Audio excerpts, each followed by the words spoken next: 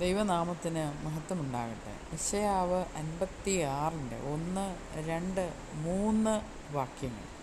യഹോവ ഇപ്രകാരം അരുളിച്ചെയ്യുന്നു: എൻ്റെ രക്ഷ വരുവാനും എൻ്റെ നീതി വെളിപ്പെടുവാനും അടുത്തിരിക്കയാൽ ന്യായം പ്രമാണിച്ച് നീതി പ്രവർത്തിപ്പിൻ. ശബ്ബത്തിനെ അശുദ്ധമാക്കാതെ പ്രമാണിച്ച് ദോഷം ചെയ്യാതെ വണ്ണം തൻ്റെ കൈ സൂക്ഷിച്ചും കൊണ്ട് ഇതു ചെയ്യുന്ന മർത്യനും ഇത് മുറുകെ പിടിക്കുന്ന മനുഷ്യനും ഭാഗ്യവാൻ. ഇന്നത്തെ ദിവസം ഈ വചനങ്ങളാൽ ദൈവം തമ്പുരാൻ നമ്മളെയും നമ്മൾക്കിവിടെ അവകാശമായി തന്ന സകലതിനെയും സമൃദ്ധമായി അനുഗ്രഹിച്ച് കാക്കുമാറാകട്ടെ. ആമേൻ.